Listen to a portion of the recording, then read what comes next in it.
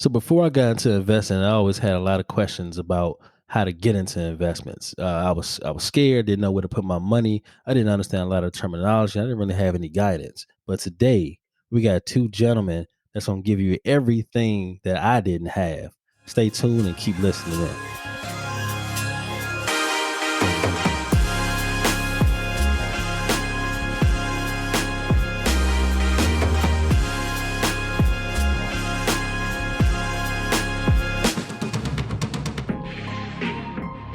Welcome to the Dub and Trey Show. Thank you again for listening.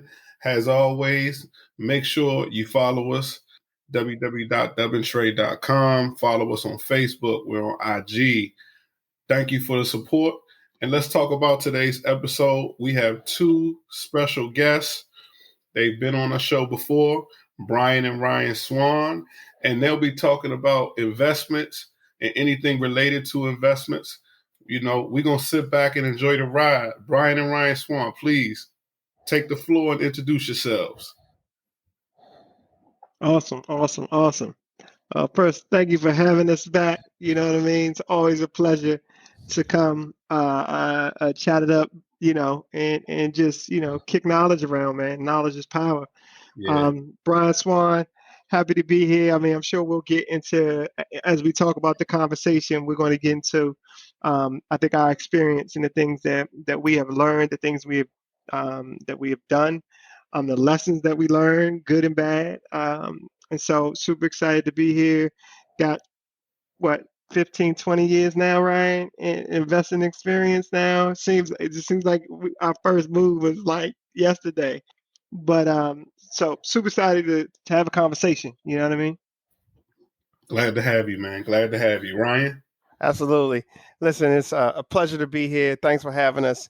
Ryan, Swann, and like Bryan said, we got over 20 years of experience investing in a number of things we're going to talk about, from equities to real estate, to startups, to businesses, to cryptocurrencies. And the one thing I would say to really like kick us off is like, once you start spending a little time in it, you start to really understand it and realize it's not as hard as you think it is. It's like the fear of the unknown, right? If you just peek around the corner a little bit and start building your knowledge on top of each other, it becomes easier. And then you can set your family up, your loved ones up, your kids up, successfully and kind of continue to pass the knowledge. I mean, we didn't create the game, we just playing it. But it's happy to be here. I'm happy to be here. Absolutely. Thank you, Ryan. And you said something that I think is very important, setting your kids up and setting your family up. I think a lot of times people have a concept of getting a quick turnaround. Nowadays, people are very impatient. People want to make money fast, and they want to figure out the quickest ways to make the money. But I think from what you just explained, it sounds like this is not about just a you thing. It's about a we thing, and it's about having the patience and the longevity to put that time in to gain that knowledge and break that fear. Is that what you're getting at? Absolutely. And whatever your goals are in life, whatever they are, they could be retirement. They could be, saving for kids' education. It could be planning for healthcare costs as we get older. And it's inevitable, right? It's about really being in an active role of your financial well-being and your financial intelligence. And then once you understand that, then you can not only help your family, but it's no different than once you figure out that you should eat healthy, then what you give your kids. You don't eat healthy and then let your kids eat junk food all the time. No, you teach them to eat healthy too. So once you get your financial house in order, you start to understand how to put your money to work for you.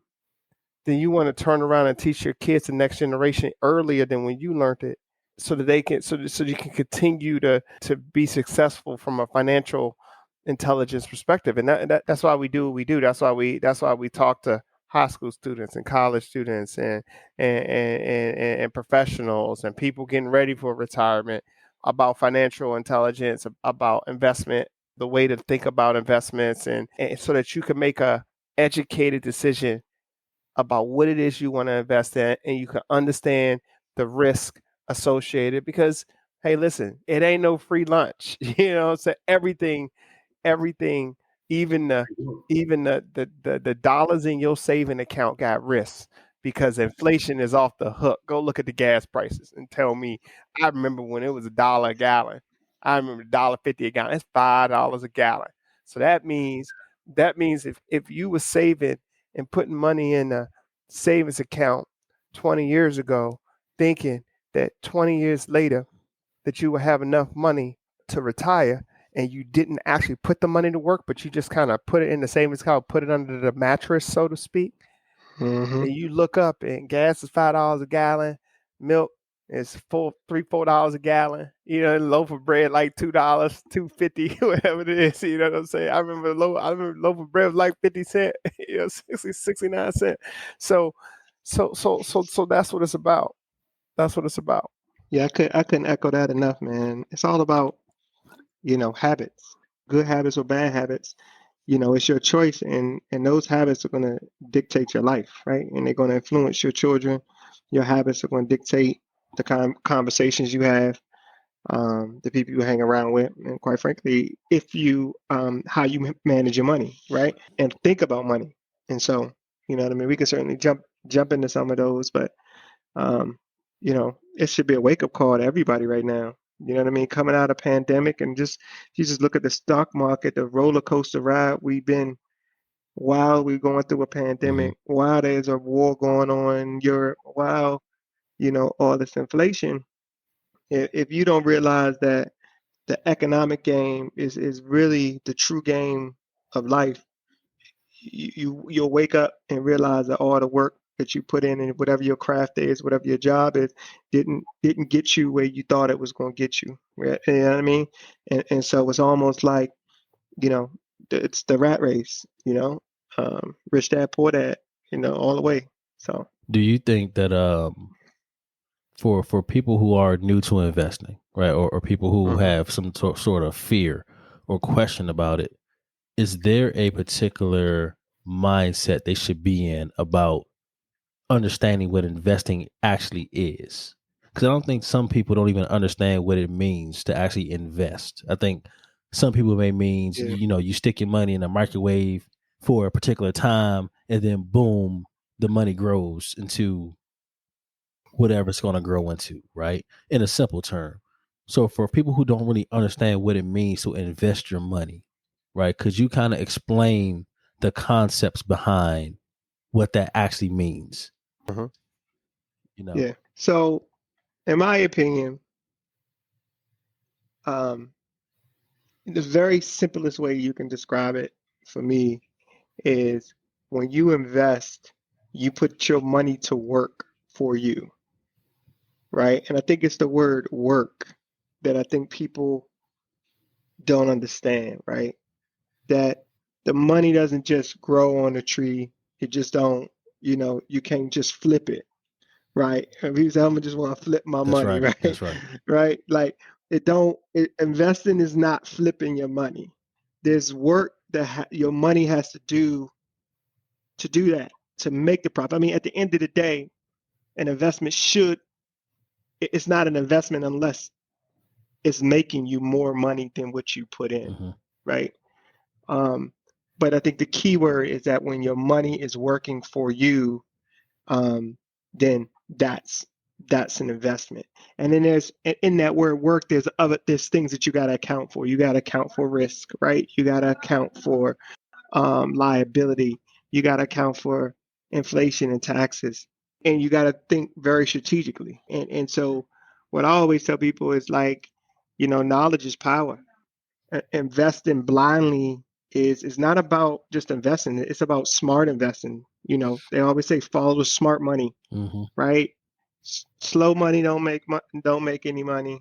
Scared money don't make any money. Smart money make money. And I think that's investing to me. Yeah. Right. Yeah. You know. Absolutely. Yeah, and the one thing I add to that to kind of give it analogy, something hit me when Bryan was just saying that word work, right? So like most people understand the word work when it's meant you gonna go to work and somebody's gonna pay you to do a job. You're gonna clock in, you're gonna sit down, you're gonna stand up, you're gonna, whatever you doing, Right. you know what I mean? Right. You're gonna go to work and they're gonna write you a check. Now, there's risks when you go to work. You could fall down and hurt yourself. Mm. You could lose your job because the business went out of business, like a lot of business did during the pandemic. Mhm. So work is not 100% guaranteed. So when you put your money to work instead of you as an individual go to work, there are same risk things that could happen just like you going to work. Right. Now, your job, the smart money's job, is to make those things less likely to happen so that it's no different than, hey, if you lift in boxes, you wear a back brace, right? You reducing the risk of you hurting your back when you lift in the boxes. Well, if you're going to invest your money, then you need to build your financial intelligence, understand what it is that you're invested in so that you can reduce the chances of something happening Mm. that goes counter to the purpose of why we are there, why we putting our money to work. And so you can kind of use this analogy of physical work versus financial work or financial investment to kind of understand what when we say that word risk, what we kind of mean, and then whether that is, hey, you want to buy some real estate, you want to get a rental property, you want to invest in Tesla stock, you want to get some Bitcoin, all very, very different types of risk that we could talk about and we could dissect, but it's always risk and reward. Nothing is 100%. Not even, like I said, not even just putting the money in your bank account because of inflation. So Yeah. that's just one way to think about it. Something I found pretty interesting in talking to people in various settings about investments is that some people don't even know why they're investing in certain things. Some people are just investing because I'm just investing. I don't know. I'm just putting my money in all these different places. And, I'm diversifying. I'm buying cryptocurrency. I'm investing in this. I'm investing in that. But sometimes from what I've learned from talking to certain people don't even know why they're investing. That's the herd mentality. Is that what that's called? That's the herd Okay. mentality. Speak about that for me, because that's where I was going. Like, Yeah. like what do you call that, and how does a person just getting into it avoid just doing it just to do it? I would say one. I mean, a shameless plug is like listen to stuff like this. You know what I mean? Like don't do what most people do, because most people will just, once they hear so many different commentators on wherever, on social media, on business radio, or they see the stock market jump up and they say, oh, we got to get in Bitcoin and because all these people making money. Oh, now I want to get, I want to do that. People flipping properties and they've been doing it for years, and now you want to do it. You know what I mean? Like I really think you gotta first say, what's your goal, right? Start with your goal. What is it you trying to achieve? Yeah. Right? Are you trying to get, you trying to get 2 commas? You know what I mean? Like, are you trying to retire by a certain age, and what that look like, and get a number, right? And then once you got that number, then you can start to say, okay, what are all the ways I can get there? And you can start to then assess your options. Do I buy property? A lot of people think, do I buy a business, right? Like, I think people underestimate the value of small businesses. You know what I mean? You'd be surprised how much a car wash make, a laundromat make. You know what I mean? That don't mean you gotta do the work, but you can use your capital to work, right? You pay other people to do the jobs, right? And these businesses generate money. If they didn't generate profit, you wouldn't see them around, right? But they're not the sexy things, right? They're not. You ever read this real good book called The Millionaire Next Door? Like these are people that typically own these businesses. You'd be surprised how much wealth they have, right?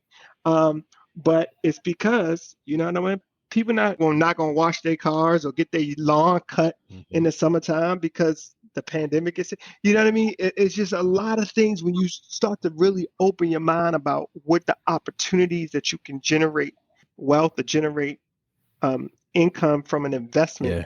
You know, everybody's so quick always to go to real estate, commodities, and stocks, right? Right. Because business is always like, that's headache, or you know what I mean, like, or I don't have a great idea. Yeah. You know what I Yeah. mean? Yeah. Like, you don't gotta have a great idea, to be a business owner. You know what I mean? I know a guy who does very well, and he's got a pizza franchise. He got like 3 or 4 of them. Now you could think about all the pizza places that we got. We got like 4, 5 major chains. Right. But you know what? You find something that you can do and get it in a good, decent location, and you'd be surprised how much money you can generate. So, I would say start there. Start with that. Okay, here's my goal, and be realistic, right? Mm-hmm. And of course, everybody. If somebody say, "Well, how much money you want to make?" Oh man, I want $1 billion. Okay, all right, that's great, right? But let's let's have another milestone, a couple milestones before we get to a bill, right? Like, you know what I mean? Right? And that may be for each person different, right? Like it depends on where you are. Maybe your milestone is like, I'm just trying to get to 10,000 right now.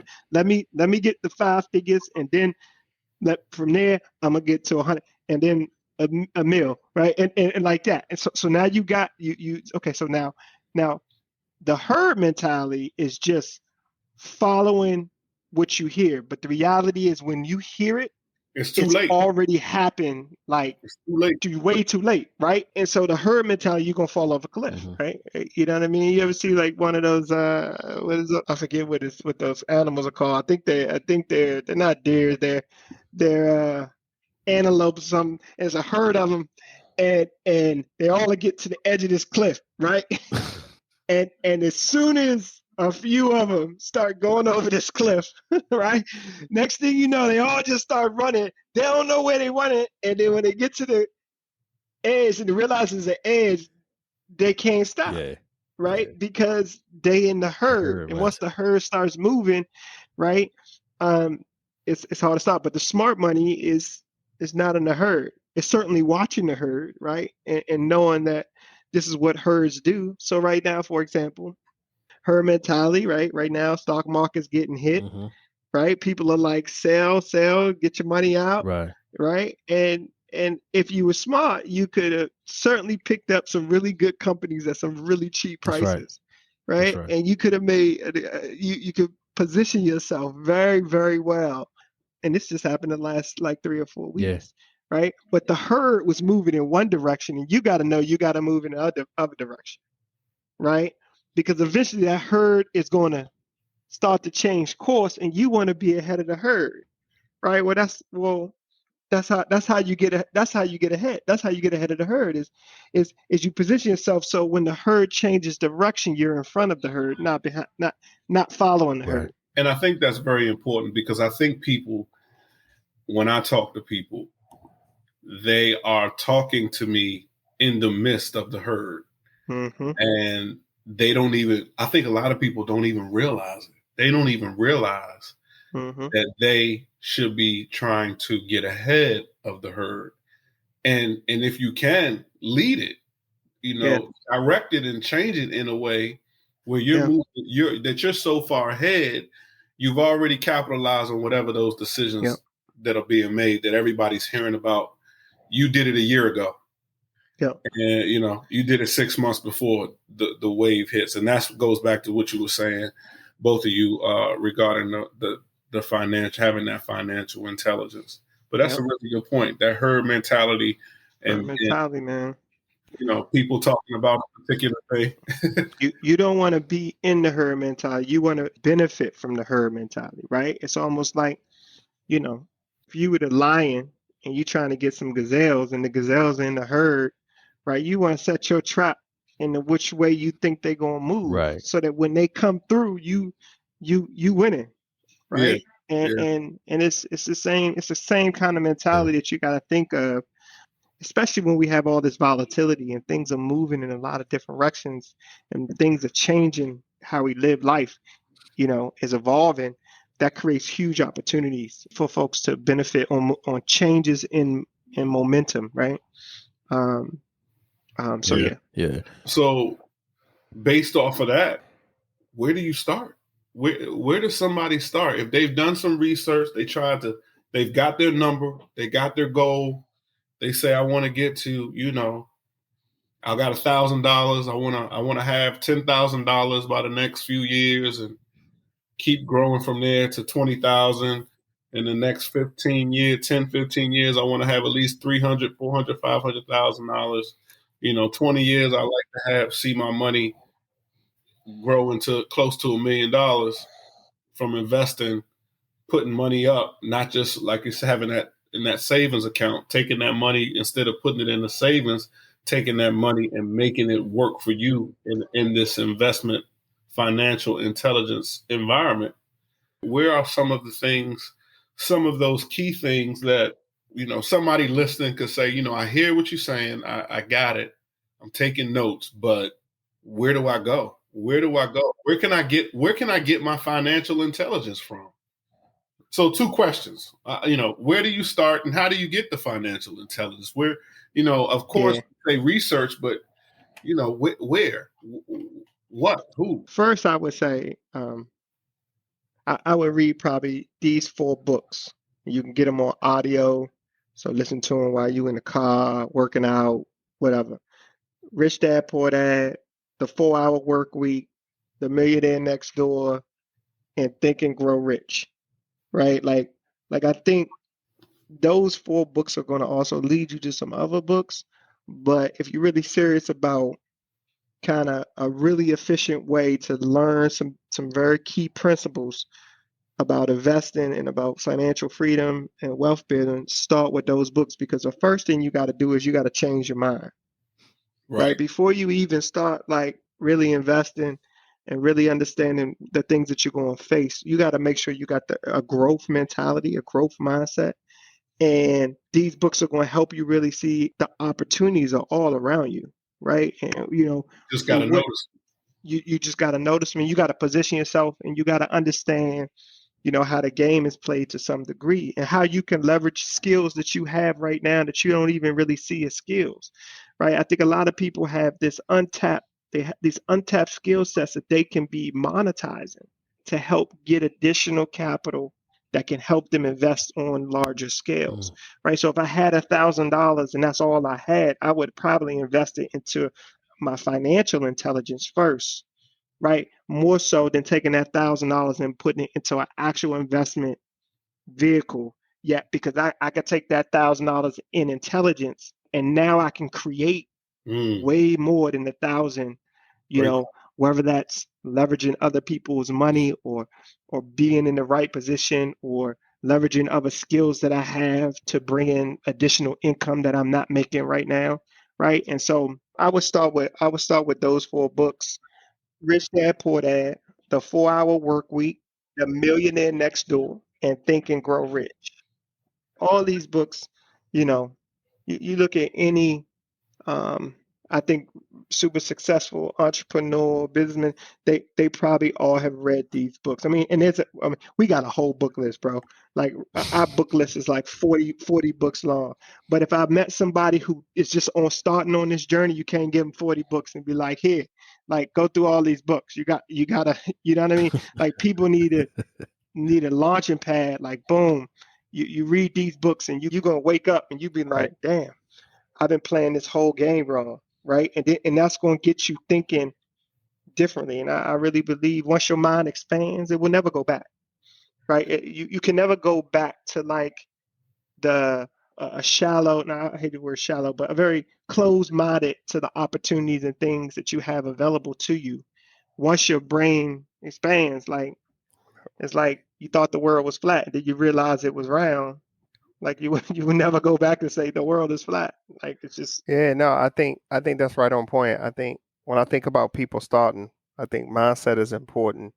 I always tell folks, you want to take, so like strategically, mindset so important.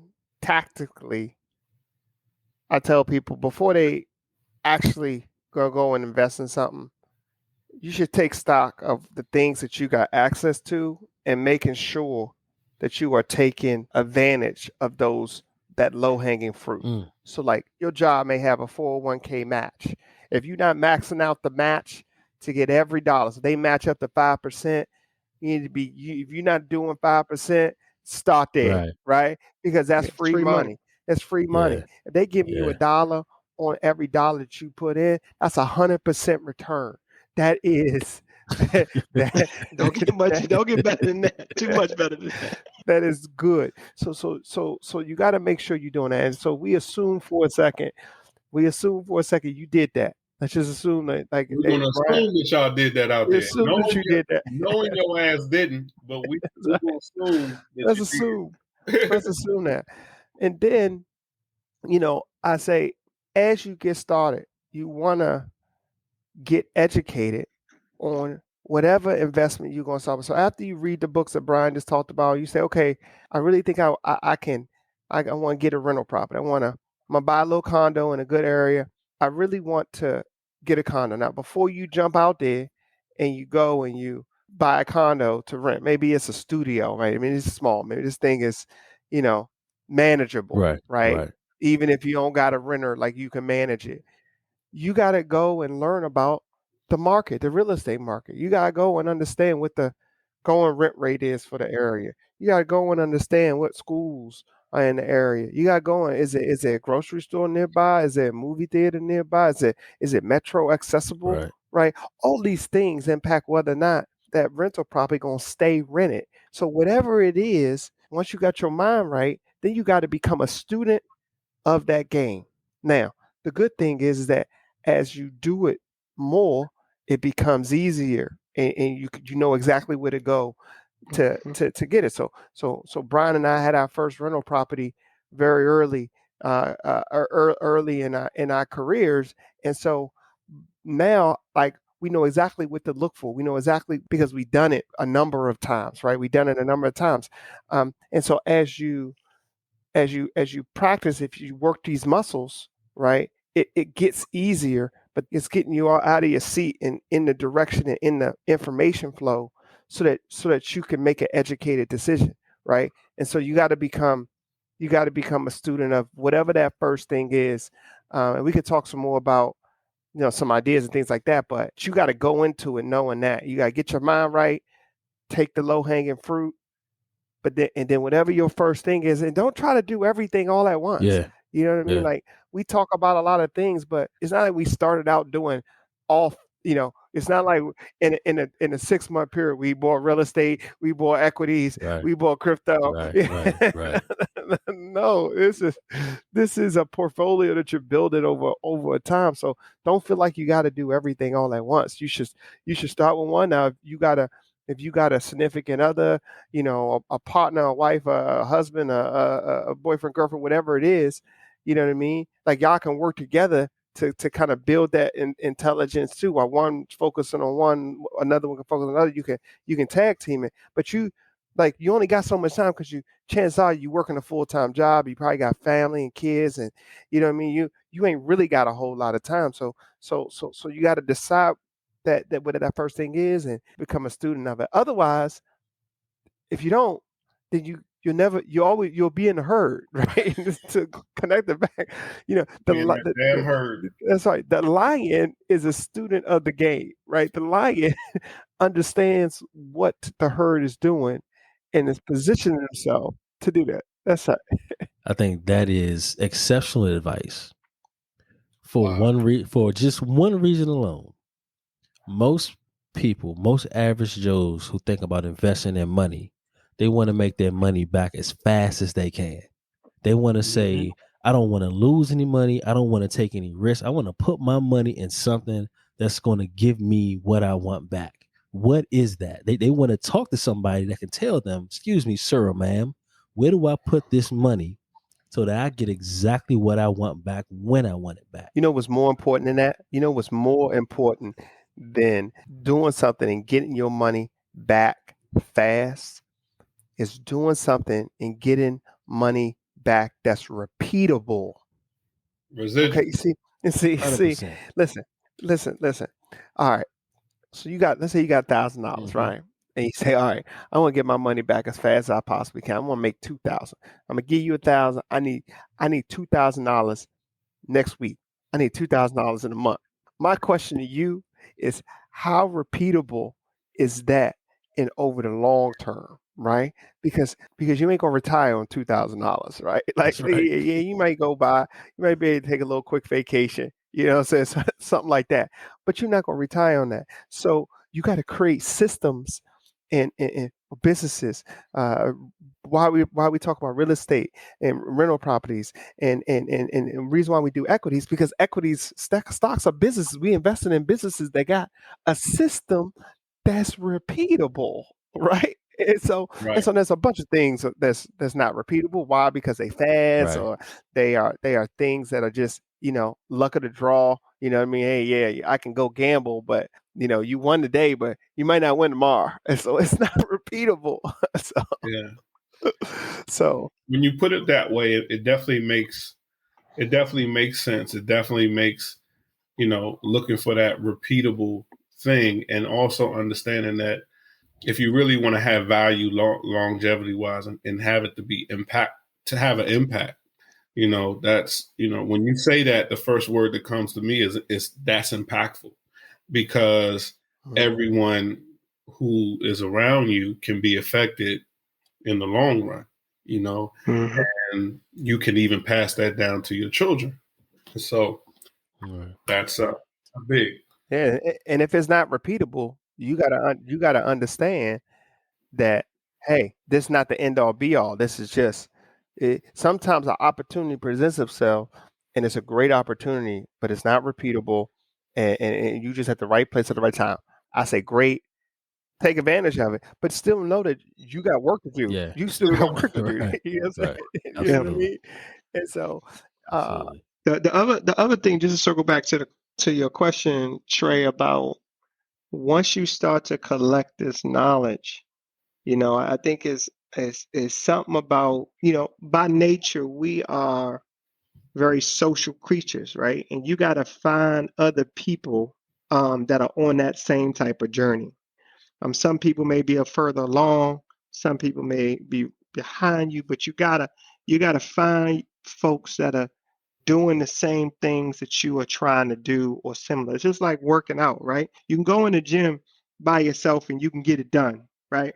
But typically, if you go in there with one or two other soldiers or homies or workout fanatics, that you're going to get more done. Right. You're going to share information. It's those side conversations. That dinner talk that, what you're talking about when you and your homies get together. You know what I mean? And if those homies don't talk about those things, then I'm not saying don't hang with those homies, but you need to get some other homies, right? That when you go to these type of dinners with these homies, you getting that knowledge and you trading notes. Oh, I read this and we doing that. And and so you gotta start to set up um ways that just information can come to you in addition to you um doing your own research, right? And that goes to like the things you listen to, who you following on Instagram, you know what I mean, what you're watching on TV, and your associations. I think it's such a big part of just having that right type of mentality to make those deliberate choices about where you're spending your time, because you only get 24 hours in a day.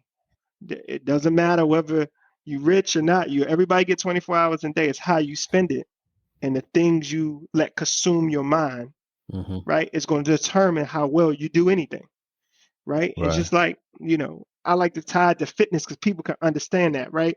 Like the more time that you focus on a certain muscle, the stronger it's going to get. And you'll be surprised how strong it can be, right? But it only comes with that kind of consistent routine habit that gets you to those big goals. You're not going to go into the gym just because next month you're going on a vacation and you trying to get the six pack abs, right? It's not going to happen. That's the herd mentality, right? The herd mentality is January 2nd, everybody's in the gym, right? With the New Year's, That's right. right?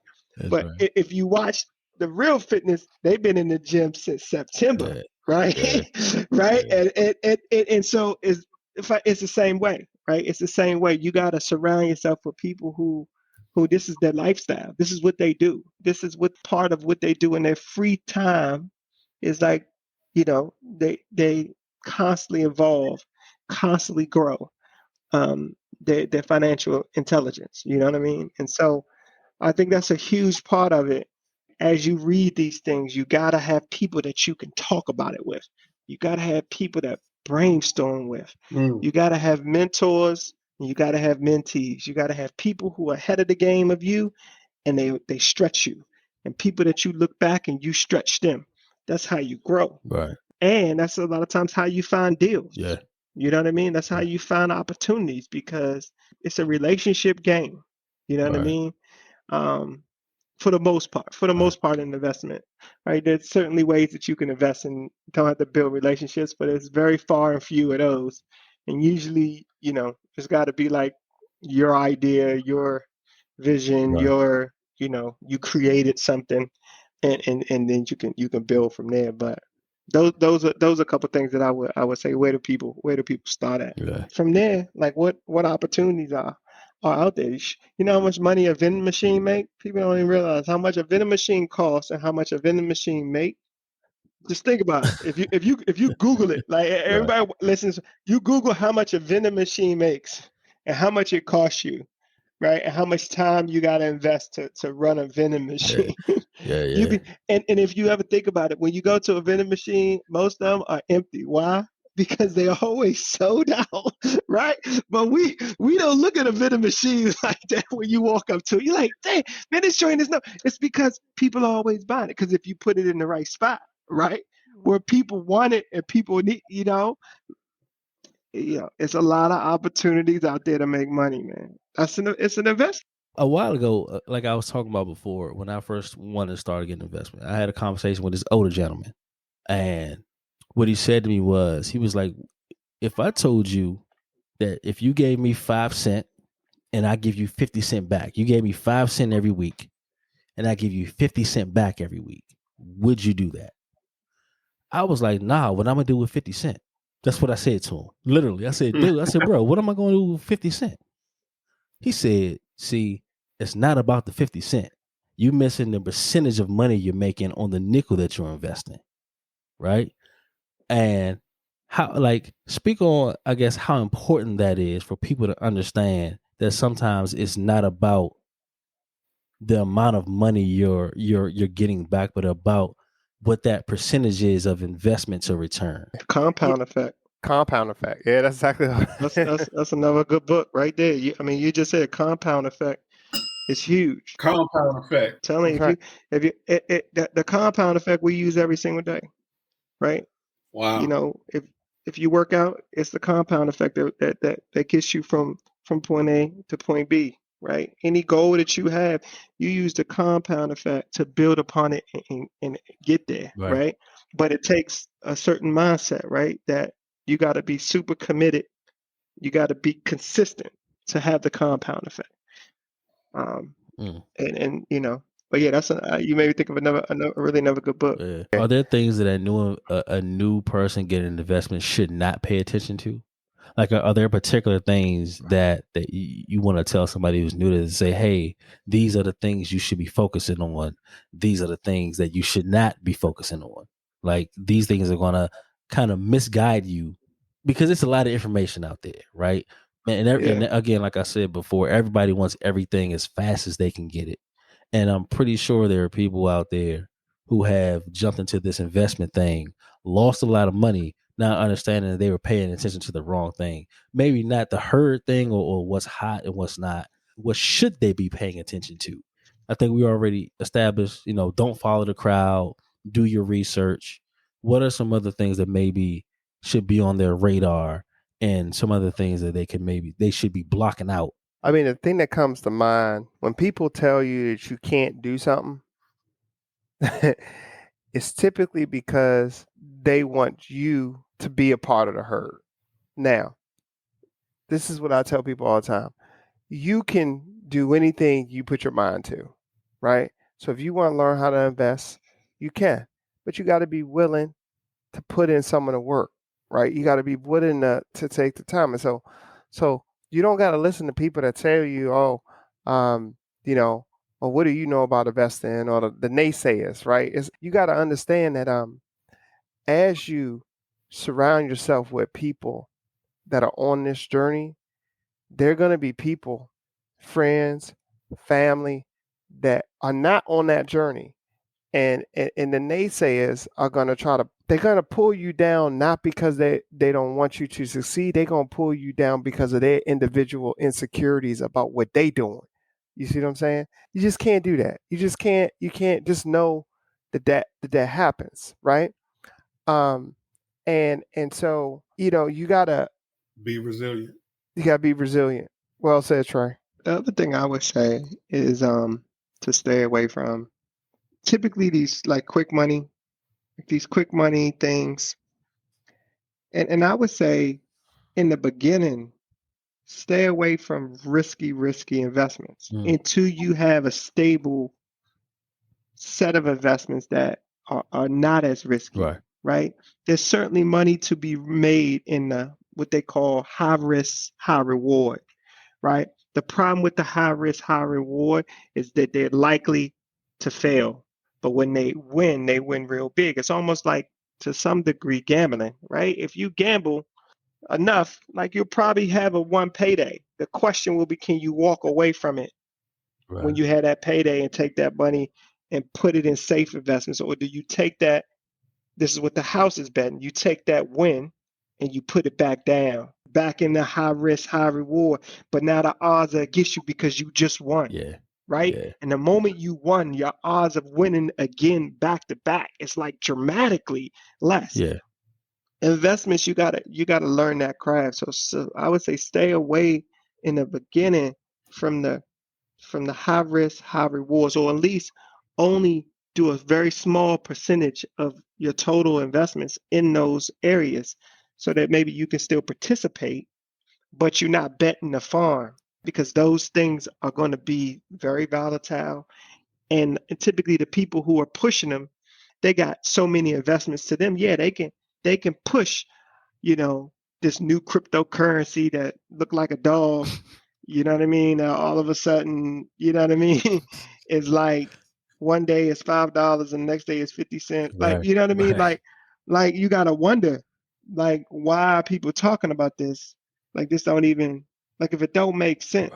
Here's a thing my mentor told me. Smart guy, like, he just gets it. He says, there's tons of investments out there. There's tons of opportunity. But if I don't understand it for me, then it's just not for me. Right? And that's how he filters everything. And it's made him very wealthy. And I think people should take that mentality. If you don't understand it, or if you can't take the time to learn so that you understand it, then you probably shouldn't invest in it. Because then it's not really smart money. You gambling at that point, right? You don't know if you got apples or oranges or bananas, or somebody selling you rocks. You know what I mean? Because you wouldn't know if they showed you. You know what I mean? Like that's dumb money, bro. If you don't know, yeah, that's a great point, because if you don't understand that particular thing, you can't adapt to it. You can't pivot. You can't make a change. And you don't know when to buy more, or that the ships are burning and get out, right? Right? And then you subject to the herd. You're like, oh, I don't know what to do. What is everybody else doing? And it takes you right back.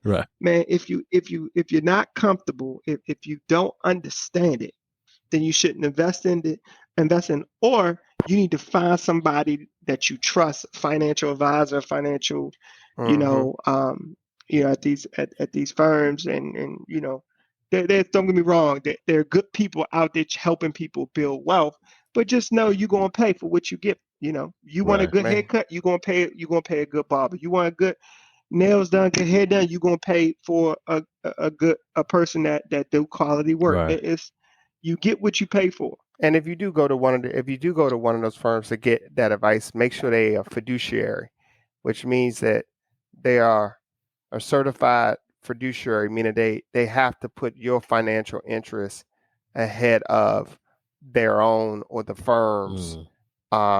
It's a level of financial advice that some firms got, some firms don't. Yeah. You know what I mean? And you got to remember, sometimes you go into a place to get advice, and the person on the other side got an agenda. You coming in with an agenda, sometimes those agendas line up and everything cool, but sometimes they don't, right? And so when you got a fiduciary, you know the truth is gonna trump, right? So okay, so legally they have to tell you that that's what they are, or that's what they represent. Like, how does a person walk into that kind of investment firm or whatever and find that out? They just ask. You straight up ask. Okay, cool. Yeah. All right. Some of them will tell it. Some of them will tell it. They have it on their business cards. It'll be on the wall. It'll be everywhere. Other places it won't be anywhere. And you say, "Hey, are you fiduciary?" And they'll say something like, "No, but we take care of our clients." Then they're not a fiduciary, right? They're not a fiduciary, right? So keyword was you know what no. I mean? The keyword was no. Keyword was no. And they're betting that you don't really know. You really don't know what that means, right? Like that's because if you continue the conversation and continue, like, then they're like, oh, like somebody told them to ask me that, and they don't really understand it. But yeah, man, I think Ryan makes a really, really good point about it. But man, if it's one thing that I think people do that trap, is that they get these high risk, high rewards type investments, and they could be in a lot of different forms, and then they think they're doing good, and then it turns right, and then they get they get shell shocked. It's like the grenade blows up in your face. It's hard to go back out there and invest again, and then you really start doing super safe, low return investments, and then your money doesn't keep up with inflation, and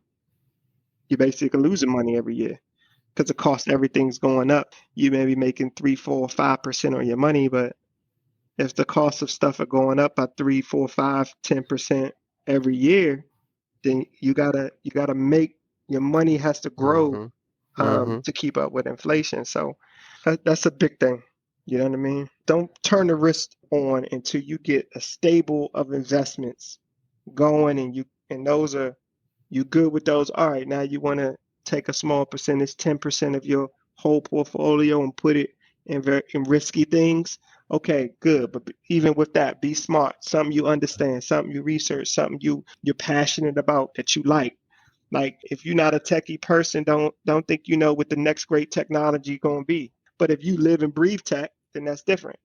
If you into beauty and you know what the latest and greatest and everything that has to do with beauty, then maybe you should be investing in beauty company startups, right? Because you know about that. Use your passions to help drive like the things that you're interested in, because you just naturally are gravitated to that, whether it's sports, fitness, art, beauty, you name it, cars, real estate, interior decorating, like you name it. Like, there's so many ways. You just gotta have that mindset first to leverage the skills and the things that you have. People don't even know the skill.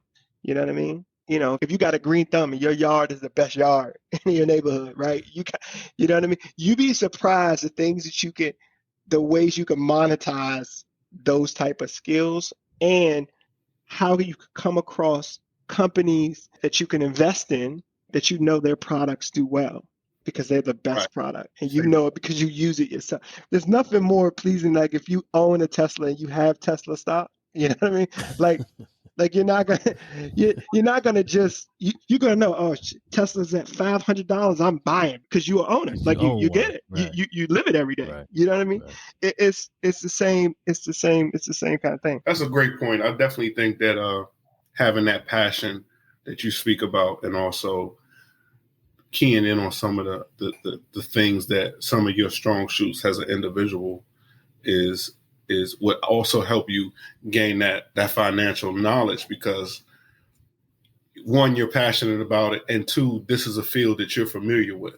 So that starts to give you a sense of familiarity with that particular industry, a familiar background with those things. So you'll be able to gain that financial intelligence a little quicker, because you're now looking at those things and expanding from a personal perspective into the financial perspective, merging those worlds, if you will. So I think that's great. Another key thing I think that people need to understand that you both have spoke about, that you mentioned, and it's kind of a little bit off the topic, but I think it's key for the topic, is you mentioned mentors. You don't really hear people talking about mentoring. You don't hear people talking about those type of things. You typically hear, oh, someone told me this. You hear people in the herd saying, hey, my friend said this is a good thing to jump on. I can make a lot of money real quick, real fast. Mm-hmm. You don't hear a lot of people actually talking to people from that perspective, from a mentor to someone who's trying to learn something from that mentor. It's more of a crabs in the bucket mentality, which I think is the same thing as a herd mentality. They have a lot of similarities, and there's a lot of things that go on in our community that I don't think people are recognizing.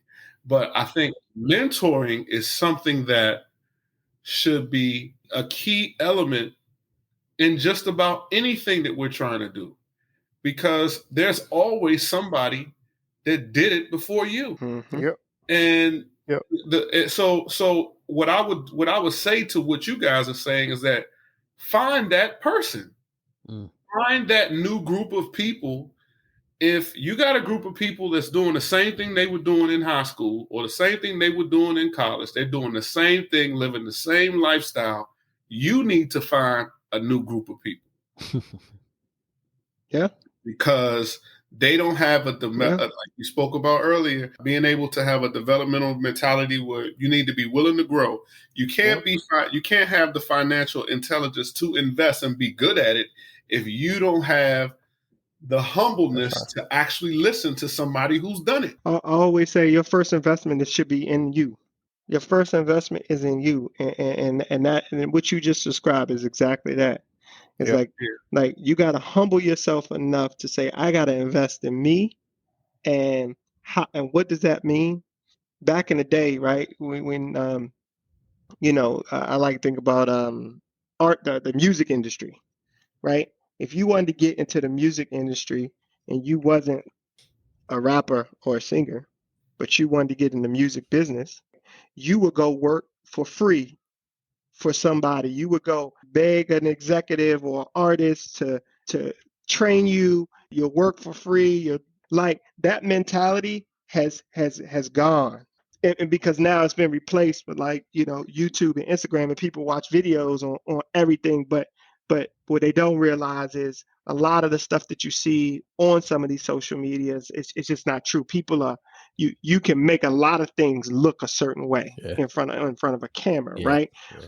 And just because something has views or likes doesn't mean it works, right? Right? Let's not tie success to likes and views, right? Those two things are not the same, right? Especially in financial literacy, in investing, right? Like two totally different things, right? But you gotta invest in you. And so whether that's finding mentors, going to conferences, like meeting people face to face and learning, right? And being a student of the game. You gotta take the ego out of it. You gotta take the ego out of it. Take your ego. You gotta check it at the door. Check it out. Just check it. Put your pride aside. Yep. Your first investment is in you. Mm-hmm. Yeah. Mm-hmm. And you touched on a really good point regarding those quote unquote, crazy success stories that you hear about on YouTube, and somebody that's transferred them from YouTube into business into superstardom. Certain people who had an enormous amount of success overnight, those overnight sensations. Mm-hmm. And I always tell people, to me, that's just hitting the Powerball. That's all that represents. That's just someone who hit the Powerball. That's someone who hit the lottery. That's not the majority. That's not the community. For you to base your life and your work ethic on that kind of perspective, whether on whatever it is, that you think that can happen. If it does happen to you and you're that lucky, great, more power to you. But the majority and the masses have to have that investment into themselves, and you have to have that work ethic, and you have to put it in. You have to grind. And I'm gonna tell you, and I agree with you. It's like hitting the Powerball. But if you look at statistically the data for the people who hit the Powerball, where they are 3 years later, it goes back to what Ryan said earlier. It's about repeatable, right? It's not repeatable, right? And so what happens is they hit the lottery.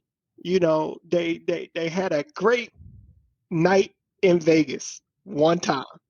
And if you don't have the financial intelligence and these things that we're talking about, so that if you have one of those moments in life, you then can take that money and put your capital to work and leverage smart money and all these things, so that money then can build wealth.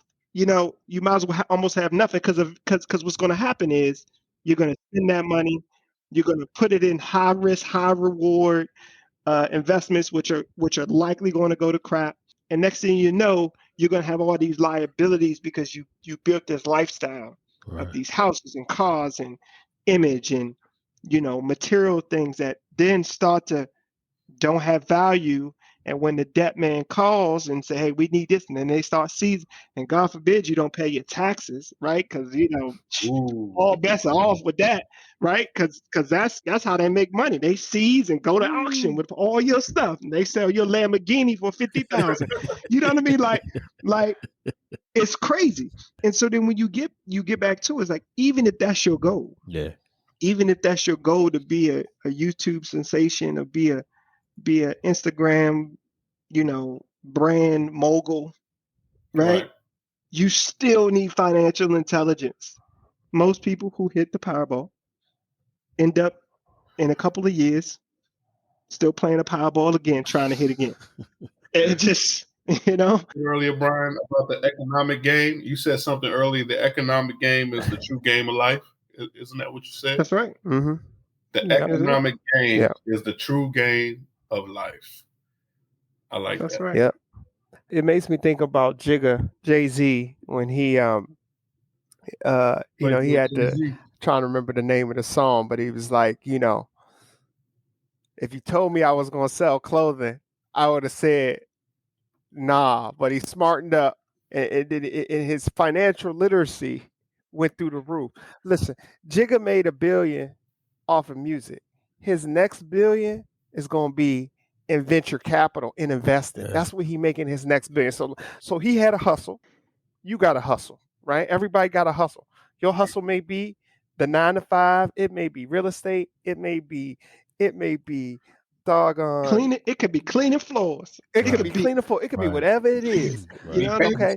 You can be the best babysitter in the world. That's right. But if you look at Jay-Z, if you look at LeBron, if you look at, I could just go down the list. They all had a hustle.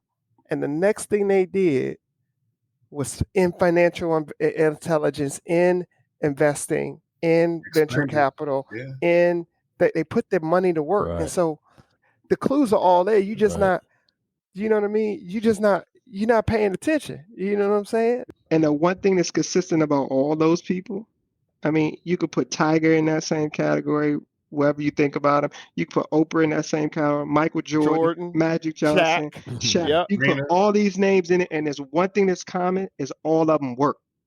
They all got that grind, right? That they're going to be great, and they're always in a growth mentality. Right. Always right. In a growth mentality. And that's very different. Like that blueprint works, right? It's just easier not to. You know what I mean? Like it's just easier for people to try to do it the easier way, right? And so that's the challenge, One of the problems as far as in our community, in African American community, is people not understanding what money is. Like not understanding the real thing that money is. Even from a perspective of, let's say you live comfortably. You have a 2-bedroom apartment. Your rent isn't that much. You have a job making $70,000 a year. You're comfortable. You can go on vacations. You got money in the bank. You're good, right? Say you get a raise. That 70 turns into $100K. and you go, oh man, I got a $30,000 a year raise. I'm about to go buy me the car I've always wanted. And even though it's just me, I'm gonna move out of this 2-bedroom apartment and go buy me a 4-bedroom house. Right? Mhm. That person, to me, does not understand what money means. And I think Mhm. there's a thing there in our community being the largest consumers in this Consumers. country. It clearly says that as a people, we don't understand what money is in the Yeah. Yep. relationship to investments and making it work for you. That's Yeah. right. And how do people, in you guys' perspective, how do we teach people to get out of that? How do we teach people to see money for what this country actually, those particular people who you just named, the Shaq, all these people, the LeBrons or whatever, how do we get our people to see money the way they see money, how Jigga sees money? I think the first step to that is opening people's eyes to possibilities. Half of the game is just knowing that, like, it's this whole world. I think there's this whole other side of opportunity that's there, and that we're all given a finite amount of time, and some people realize it later in life than others. But it goes back to like those books. Like one thing we always teach in our financial literacy class is like when you have a moment like that, like what you just described, where you covering your bills, you got a good lifestyle, you're comfortable, but it ain't lavish, and then you get this new job, you get this new raise, and you got 30K that you, quite frankly, don't really need Right. to live off of. Like that's a powerful thing. Mm-hmm. That's a powerful thing because now you could take that $30,000 and start your investment vehicles. And that's a strategy for anyone. Wherever you are right now, the next time you get a raise, the next time you get a promotion, don't spend it. Don't incur more debt, right? That extra money that you got coming in now is money that's free. You're not accounting for that in your bills. Mm-hmm. And imagine if you did that every year for the next 5 or 10 years. That Mm. whenever you got additional income coming in, you took more than half of it, 60% of it, 70% of it, and says, you know what? I'm gonna take 70% of whatever my bonus is every year, and it's going away. It's investing. I'm not spending it. I'm not picking. They got this saying, you can keep picking cotton all you want, right? Mm. That's just like you keep going buying the nice stuff, and it's great, right? But there comes a point where you keep buying, you keep picking cotton, and you really just giving more money to the folks that own that cotton. Is it really that different from slavery? Like you Right. know what I mean? That's a great point. There's a lot of analogies Yeah. there, right? Yeah. You doing all the work to get this cotton, and that cotton doesn't give you any value, right? It doesn't like does that cotton build your legacy? Will that cotton let you retire and put your grandkids through college? Like, Mm-hmm. you know what I mean? It's a mindset thing, right? Yeah. But starting with that, I think that you got this 30,000 and having that strategy that, all right, this is how I start. If you don't got nothing today, in a year from now, you're going to have something. You're going to have a moment where you got a raise, you got a bonus. Maybe you picked up a side hustle. Right. You know what I mean? Something happened where you got some extra cash, some extra money. You got to have a plan. You got to say, hey, I'm good. I don't need to create any more debt. Right. And by delaying that gratification, right? Because we're in such a instant gratification society. By Yeah. delaying that gratification gives your money the time to work for you. Mm. When you have the instant gratification, you remove the time that your money can work for you. And that's what we got to get through people's heads, right? That's how you become wealthy. And they talk about this in so many forms and in these books. And if you even just listen to all these names that we mentioned and so many more, you'll hear it. You'll Mm. hear it. Yeah. Stay away from the instant gratification and stay committed and consistent to your goal. To be committed, that will start you on your journey, but it's your consistency that will help you finish. Yeah. You can't get anywhere without the commitment and the And consistency. the consistency, yeah. Right? That's to the stem of this, right? And then once you have that in place, man, the sky's the limit because you'll take a different approach on how you choose investments, where you spend your time. You're gonna have a lot of questions, right? And you're gonna start seeking out people that you think can answer these questions for you, or at Yeah. least direct you in the right direction. And you start to see that by changing your mind, you change your life. And you're no Mhm. longer chasing the status That's status quo. Once you realize that the status isn't real, once you realize that status It's an illusion. real, it's an Yeah. illusion on every level. If you now understand the difference between status and you just wanting to do something because you like to do it Mhm. for you. You like a Yeah. particular vehicle. If you like Volkswagen and you want a Volkswagen, That's right. You go like get the Volkswagen. goddamn Yeah. Volkswagen, Yeah. right? That's right. Yeah. But if you get in a Volkswagen because everybody in your neighborhood got a Volkswagen and your best rapper got a Volkswagen, There you go. Jordan got a Volkswagen, and if I got a Volkswagen, I'm doing it like Michael Jordan doing it. Mm-hmm. That's status. That doesn't exist. And once you realize status doesn't exist, you no longer move in a way that you are dependent on what the environment is doing. You're the herd. That's right. Mm-hmm. That's a herd Status is mentality. the herd. Status equals the herd. Yeah. You know, if you are a person is a researcher and you start to study other cultures, you know what I mean? Like you really see this, right? You study the Jews, you study all various Asian cultures. Like you'll see that there's a different mentality when it comes to certain things, especially investing, how they see legacy. Mhm. And we got to be real, right? As Black men and in our Black community, like our legacy, to some degree, or not to some degree, to the full degree, was destroyed, right? Yeah. By us coming here, you know, our ancestors as slaves, right? And Right. so we got to rebuild that, right? We got to rebuild what that even looks like. And I'm excited when I hear people who have such great influence like Jay-Z, who not only are they're talk. If you listen closely, they're talking about more and more about financial intelligence, Yeah. and not just doing something for the show of it, or for the woman to try to get to attract your a spouse or a woman, or to be the hardest dude in the block. Like you'll start to hear that the conversation is starting to change, which I think is very, very important, because as the new generations come of age and in the workforce and in business, it's going to impact our community in a great way if we have this focus, if we have this mindset that, listen, like what you earn and what you do with your money is important enough that you have power in it, and right now we're using it more just to consume Mhm. than we are to build, right? That's Mhm. the difference. Like you Yeah. got to use your resources to build, Mhm. right?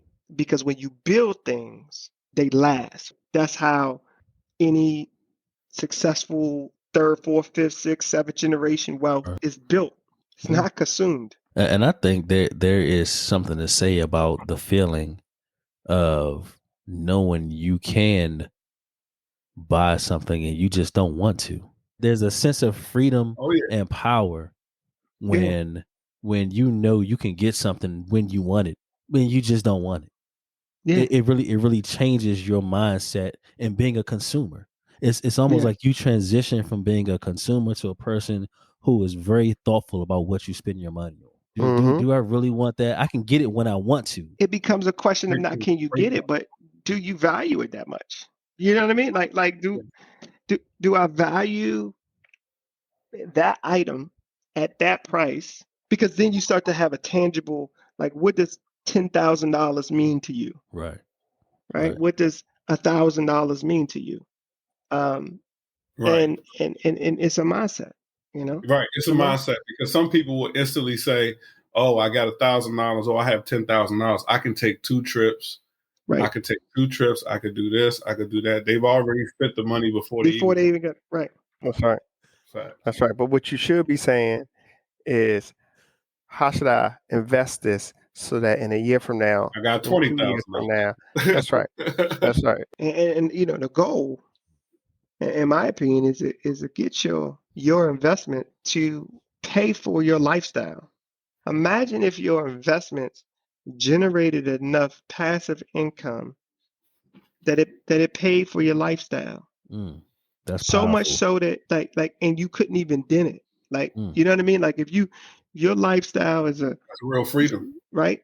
Then it becomes, you get your time back, right? Mm-hmm. And that's the most important quality, right? Because we only got a finite amount, right? And you only get 24 hours in the day. And if you could do anything you wanted to do with your time and you were not worried about living and surviving and feeding your family and all those things were all taken care of, what would you do with your time, right? Like that's freedom, right? That's how you pursue your passions and inner peace and all the things that we read about from these great great spiritual leaders that we have across the planet and in history. Again, we go back to this instant gratification versus the delayed gratification, right? The delayed gratification is when you find that peace that is not right. It's not tied to an item or status. That's powerful. That really is. And that's not something that I did not know until I was an adult. Yeah. That's not something I learned as a teenager. Facts. And I don't think many of our people learned that as teenagers, even before they start having their first job. When you don't have any debt. My first, second, third job between being 16, 17, 18, 19, 20, 21, I didn't have debt. I had jobs. I had plenty of money. I had plenty of money I could have invested because I had no debt. Right. But I knew nothing about what to do with my money. Where to start.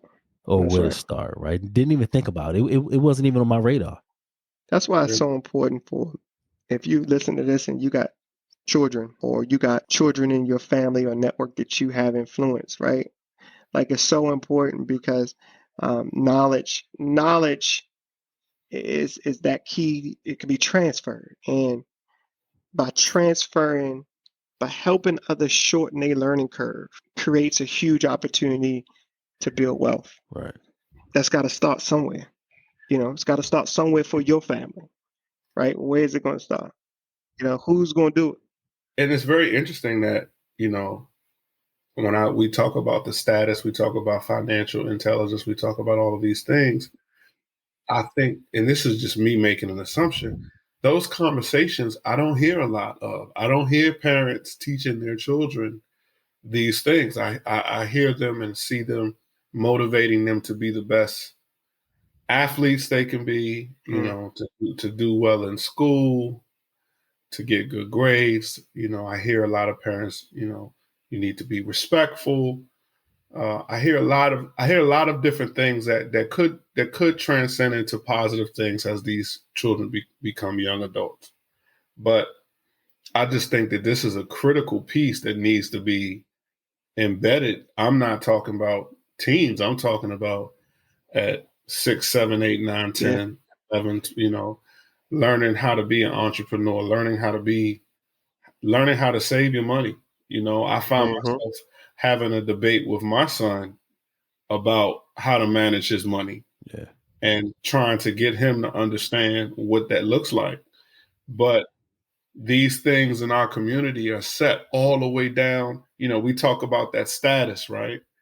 It's kids have that same pressure. They have the same pressures every day on that status. It's just in Fortnite, or it's in another form of candy, social media, whatever it may be. But I just think it's good that we can have conversations about it and understand that it needs to be talked about and it needs to be taught. Right. So definitely thank both of y'all for sharing them good key elements, man. That's major.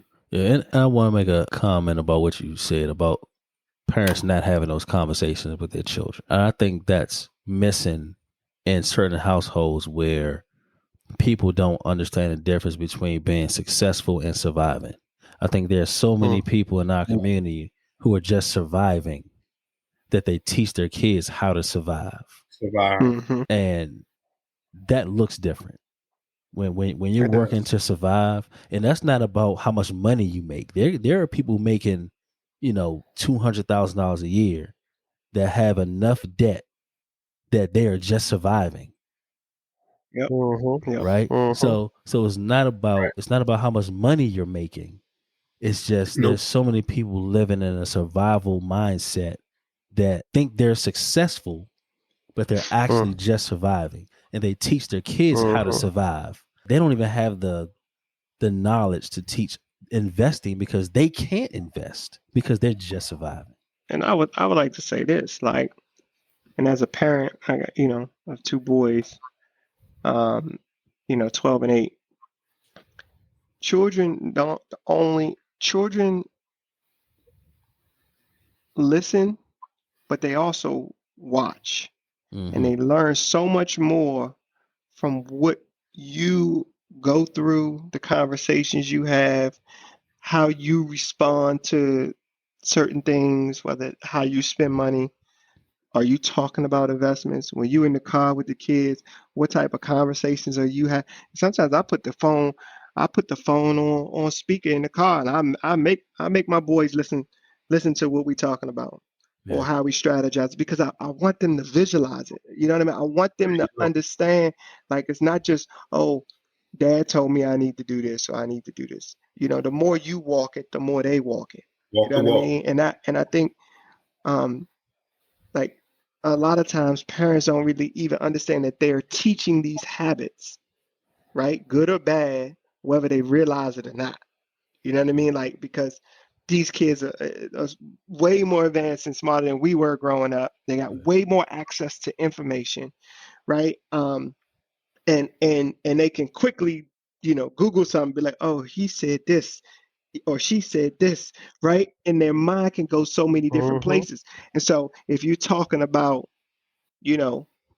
things that have a lot of no value, like the drama of the day, right? And your kids are hearing that from the other room or in the back seat, then that's what you're teaching them. But if you got meetings going on and you talking about conversations, or you bringing them to when you go talk to a financial advisor, right? And you making sure they hear those conversations, your kids they're gonna pick it up. And the moment they start to have their own money at their age, they're gonna start saying, "Hey, I remember when you got a promotion, Dad, or you got this bonus, and you said, here, got some money. This is what we're gonna do with it. And I got me a bonus now. I want to do the same thing. Like, we gotta. Right. That's how you do it. You know what I mean? And just my opinion. I think that's how you break that cycle. Yeah, great point. Right. And so it's why this conversation is just so important to have on so many levels. All right, so Yes, sir. this is what I got throughout this conversation and all the information that you guys gave. You guys hit on a couple words and phrases that I want to make sure our listeners know, like, what certain things mean, right? So I got some words I'm gonna throw at you guys, and I want you both to tell me your definition or the definition investment wise of these particular terms, just so that our audience can, as we talked about before, kind of debunk and make these things, not so scary sounding, right? Right. So the first term I got is appreciation. Yeah. So when something appreciates, that means it increases in value. There's a appreciation and depreciate, which means it goes in the other way. So you buy a house, your house costs $100,000. In 2 years, it's worth $120,000. It appreciated $20,000, or it appreciated 20%, right? And so that's what it means when we say that. Okay. Yep. All right. Next one I got is return on investment. So return on investment is basically it's like you'll hear this when people say ROI. What's your ROI? Mm-hmm. It's the amount of money, or a lot of times it's also a percent, right? It tells you how much money that you made on your investment, return on investment. So if you invested $100,000 to buy a car wash, and then over 5 years, right, that car wash yields you, let's say $50,000 a year for 5 years, right? Your return on investment, you would have made $250,000 in 5 years. So your return on an investment, right, would have been $150,000, right? Because your original investment was $100,000, and over those 5 years, you have now made $250,000. So it's the amount of money above the amount you invested, right? Because typically, when you make an investment, you put your money at risk. Your investment can go to zero, Right. right? So your first goal is to make sure you get into the positive percentages, right? Because you can be negative, right? You can get a negative 100%, a negative loss. 100% of your money, you lost it. Negative 100%. That means you went to zero, right? And if you took out debt, right, then you can go even below that, right? Because say you bought a business for 100,000 and you took out a loan, right, for 500,000 to get the business off the ground. The business goes to crap. You lost 100,000 and the 500,000, And right? So you can go below a negative 100 in with your return for the. So I Wow. just, Wow. you gotta, but these are the terms, and I'm glad you're doing this, because people, you're gonna hear this, and it's what's your return on investment, or your ROI, right? And people say that, what's your ROI? Hey, we expect a 20% return, right? So that means for every 100,000 that you put in, you're gonna make 20% on your money. So you're gonna get back your 100,000 plus 20%. So that's another 20,000, right? Okay. So return on investment. All right. Next one I got is it's two. Explain the difference between a stock and a share. Mm-hmm. A For people. stock and a share. So, okay. So a company, typically a publicly traded company, is broken up, will issue shares of ownership of the company. So you could think of a company like, a pizza, and it's broken up in slices.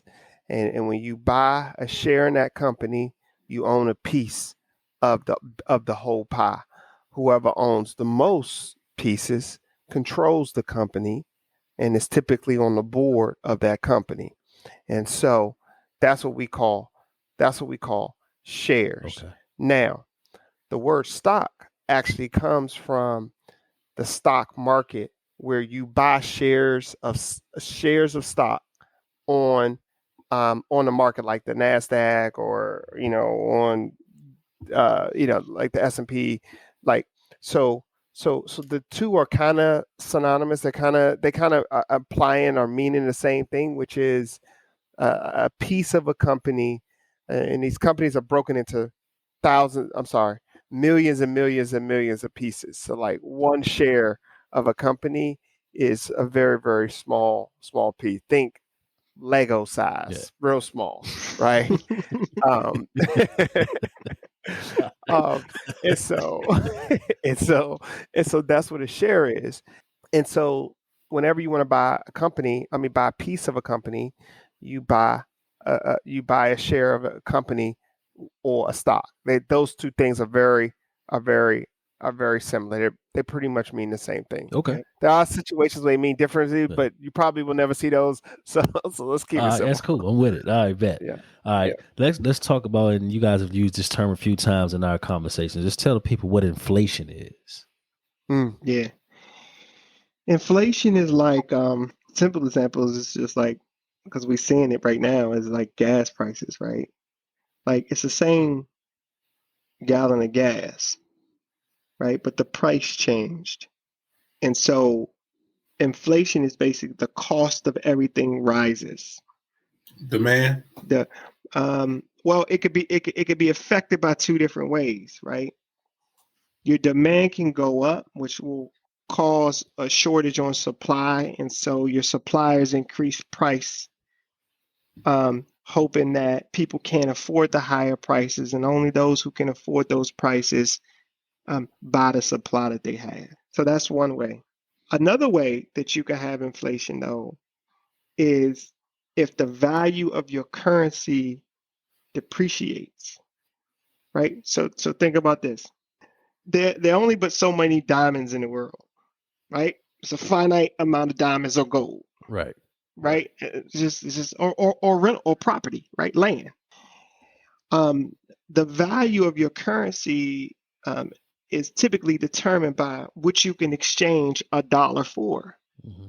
So if you got a 1 carat diamond 50 years ago, it would have cost you, I don't know, $2,000 or whatever it was. Like now that 1 carat would probably cost you 8 times that. That's inflation, right? It's the same diamond. It's the same gallon of gas.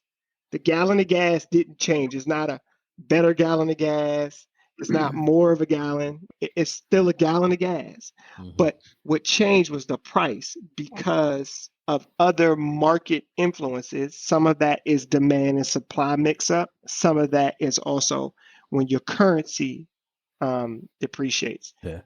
We don't see it as bad here, but in other countries, you will see that their currency just is like not worth anything, right? Right. Like Right. a gallon of milk is like 1 million of their currency. It's like Right. $1 million it costs, but it's because of their currency has deflated, right? Mm. So just like with appreciation and things that depreciate, you can Right. have inflation and you can have deflation. Deflation. Mm. And Okay. then you can also have stagflation, right? So Man. inflation goes up, deflation goes down. Stagflation, where nothing, it just hovers at the same price. And when you're talking about investments, you don't want stagflation, right? Right. Right. Because that doesn't grow your money. But at the Yeah. same time, you don't want prices to inflate because if gas last year was $3 and now it's $5, what's that? That's a 60% jump. Mm. Yeah. So now it costs you 60% more to do some things that you like. So now if you still make $200,000 a year, that $200,000 a year doesn't go as far. You can't travel as far with that Right. same 200,000 this year than you did last year. Like that's like, I mean, just go to the grocery store and, Yeah. and you'll see this, like, because the prices of all of it moves typically together. Another thing that inflation is a really important to understand because it impacts your goals. It impacts how much money you think you need 20 years from now for retirement. When the government prints money and adds money into circulation, it devalues the dollar. So I'll give you a simple example. I like talking in analogies, so I feel like people can get it. If you like the original Air Jordans, there's a limited number of them, and therefore people are willing to pay more money to get one of the original Jordans, or pick your favorite Jordan. If then Jordan decided to make 1 million of those same Jordans, they become readily available.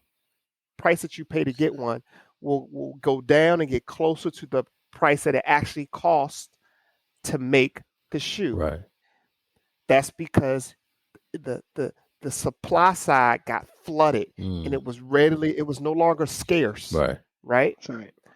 That is what's happening to our money supply. So the government had to print money for good reasons, right? I'm not saying there's bad reasons, right? I'm not saying that. But for the pandemic, for all the things, just look at the deficit. Just look at the deficit. Yeah.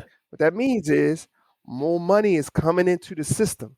And when more money going into the system, that's like Jordan printing the shoes. Your dollar, it ain't worth what it was. It ain't worth what it was. Yeah. And on top of that, you got the other demand and supply shocks that Bryan talked about. Right. So So when you hear them talk about adding more money to the debt and to raising the debt ceiling and government shut down because they got to raise the debt ceiling, they got to raise debt ceiling, that simply means that your dollar is getting worse. Now the Fed Reserve in the U.S., the Fed Reserve has a role to play to curb inflation, Mm-hmm. to either cause the economy to heat up Right. or slow the economy down. And you're going to see some of that over the next year as they try to do it. But this is another big reason why you're seeing a change in prices is because of the money supply is it's a lot of money slushing around, right? Everybody, we had a pandemic and we sent money to a lot of people that needed it, Right. but it wasn't free. Right. It wasn't Yeah. free. We just we gave them to get through the hard time, but now we're gonna see the effect of it, and that's just macro. That's just Right. This is how it economics. goes. It's just how it goes. It's like oxygen. Somebody's gonna pay for That's it, right. right? Like That's right. it's never free. And No so such thing as when free money. that's right. When It's no such when thing those as free money. stimulus checks came out, like That's and right. hit people's accounts, like folks was feeling great, and that's all good. But just know, like in the broader scheme, like it's all got to balance out, right? Like the one side of the equation's got to equal the other side. If you Right. put more here, guess what? You gonna put more here. It's got to balance, like, and that's Yeah. yeah. Some of these jokers out here are terrible. That's all I'm gonna say. Yeah. I got a funny story about that. So one of my coworkers, man, he got a couple of those checks, right? Yeah. And he told us, they was some good amounts of money, right? So fast forward, he came in. He say, "Did you guys get a letter about that money being added to your taxable income?" Right. I didn't know that was going to happen. Hey man, yeah, they didn't tell you that was going to happen, did they? But they gonna make you pay it back.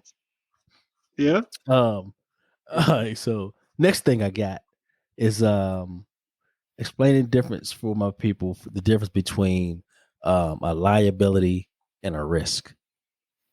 So a liability. So we got assets and liabilities. A liability is when it's like was when you owe somebody money, when you take out debt, that's a liability on your personal balance sheet. An asset is something that is putting money into your pocket. You know what I mean? It could be a business, could be investments, could be real estate. And a liability is like credit card debt. It could be it could be student loans, it could be medical bills, it could be anything that is taking money out of your pocket. It's the easiest way, and things shift between something could be a liability at first and become an asset depending on how you finance it, right? So like a house. Right. A house could be both a mortgage. Your personal residence could be both the liability part, but it could also be an asset if it appreciates. Right. But if it don't appreciate, like we saw in 2008, 2009, when we had the housing bubble burst, right? You know what I mean? People thought that their house was an asset, and it actually was liability. House worth less than what you bought for it, and so that's what it is. And risk. Go ahead, risk. So, risk. Yeah, go ahead, B. Now I was going to just say, so your risk is like determining two things. Two parts are typically risk. One, how likely something is going to happen, and what the impact, if that thing happened, is going to have. So something that typically has a high risk, typically are things that are very unlikely to happen, but if they do happen, right, it will have grave impact. Comet hitting the earth. Something crazy like that. Natural disasters, like right? Natural disaster, right? Those are like not likely, but if they do happen, like God forbid, like we, But then you have risks that are maybe likely, but have very low impact. You know what I mean? To you, like, you know what I mean? Like if And that could be a number of things as you think about investments, right? Mm-hmm. And so that's why you diversify. It's like, okay, if I pick good companies, is it likely that one of my companies will lose 20%, while another pick will be up 20%? It could be likely, but will that impact? If you diversify, then you can lower the impact to you because you haven't put all your eggs in one basket. So whenever you're looking at risk, you always want to ask those two questions. Okay, we got a risk that this business is going to fail, right? Or this investment property is not going to sell. Or we're not going to be able to get renters. Okay, how likely is it? Well, let's look at data. Like, to evaluate risk, you need data. And so you got a rental property in a zip code, you look at the rent rates in that area, Vacancy rates. vacancy rates in that area. And that can give you some indication of how likely it is that you will be able to rent, and at what impact, at what value. Is it the value that you thought it was? You say, oh man, yeah, and somebody will pay $2,500 to stay here. And the reality is the rent rates in your area for that size property don't rent for $2,500. Right. And so, whenever you're looking at risk, you're evaluating the likelihood and impact of something happening that will negatively affect your investment. And usually that's something that goes against your thesis about that business, right? So if you own Tesla, and you're like, oh, I want to buy Tesla, what's the risk of Tesla? Okay, that everybody doesn't go to electric vehicles. Like, okay, if gas prices go to like 50 cents a gallon, like, it's really hard then for people to want to invest in electric, right? That's a risk. If gas prices went to 50 cents a gallon, right, Tesla stock will probably get hammered, right? Because everybody will be like, why would we do EVs and do all these things when we could just buy gas? It's dirt cheap and we don't got to worry about any of it. And but the likelihood of that happening, so that impact would be grave to Tesla. But the likelihood of that it's like probably close to zero, right? Never. Right? Because the Saudis and certainly, OPEC, that would never happen, right? But it's a small chance. And so that's risk. Risk is evaluating likelihood, impact, and that's in any situation, not just investments, in life. You know what I mean? Like, you run a red light, you know what I mean? What is the likelihood you get caught, and what's the impact if I get caught? Right? That's right. That you get caught, That's right. right? That's right. And at that moment, you evaluate: do you take that risk? Is it worth it? Right? I mean, you evaluate risk every day. Your brain, like, oh man, I need to run to the car. Do I put my shoes on? Like, oh, it's gonna rain, right? That's I need to go. Should I cut the grass in the thunderstorm? Right? Likelihood, impact. Right? That's right. Yeah, the great analogies. You do it every day. You do it every day. We do it every day. We don't even know. It's your evaluation of when something goes bad. Like, is it likely, and what's the impact if it does, right? And that's how you evaluate risk to determine if you should do something or not. All right. Mm-hmm. Next one I got is one you've already mentioned. Explain to the folks what diversifying means. The reason why we diversify is because the likelihood of multiple sectors all failing at the same time is highly unlikely. So in order so let's say you got some stocks, you got some real estate, you may have some Bitcoin, you may have some startups or some businesses. The chances of all of them failing is like lightning striking inside of the same bottle at the same place on the same day of the month of multiple years. And so you diversify so that you can mitigate risk, so that you can, if the housing market crash, then typically here's why it's unlikely, because the smart money knows when something is about to happen, and it moves. And they move their money from one asset class and they move it to another asset class that makes this other asset class gain in value. Right. So if you are diversified, then the chances of all 5, all 6 of those asset classes, whether it is real estate, art is another one. We didn't even talk about art really.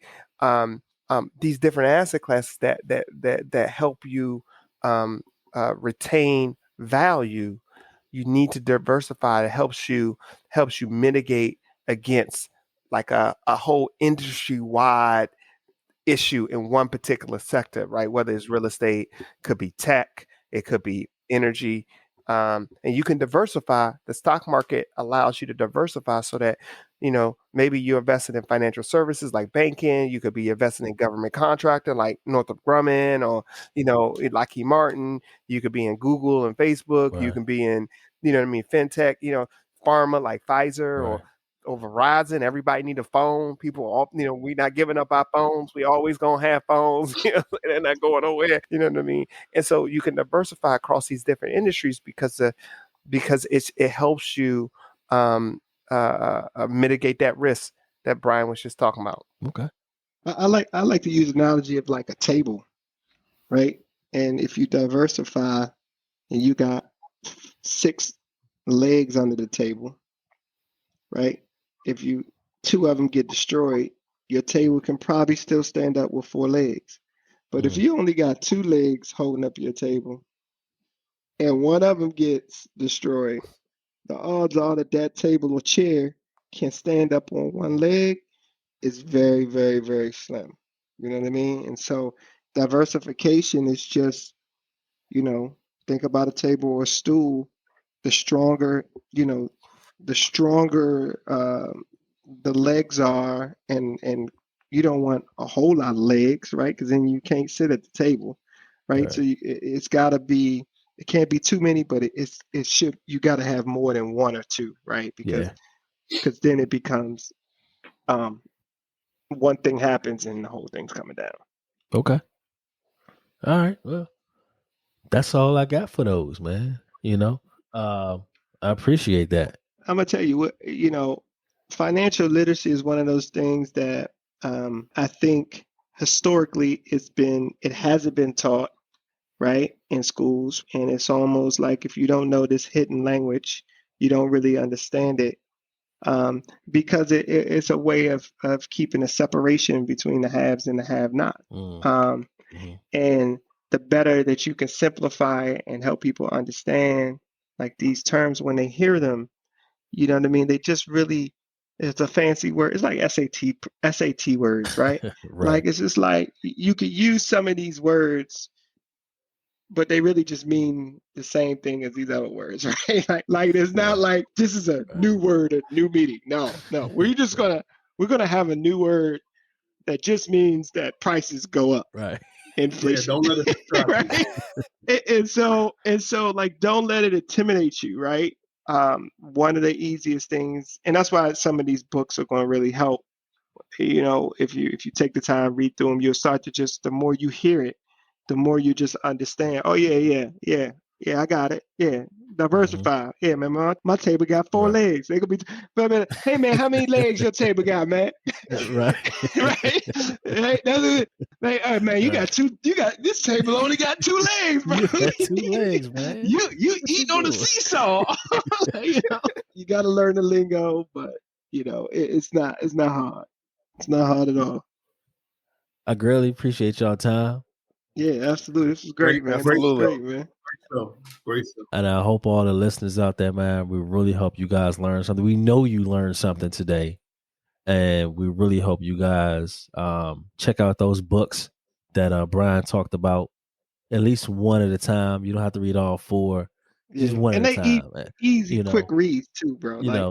Think and Grow Rich is a little longer, but the first 3, man, they not. You know what I mean? This is like fundamental, like easy. And if you don't if you don't like to read, get the audio book, man. The audio book, to man. you. That's what I'm telling you. Let somebody read to you, right?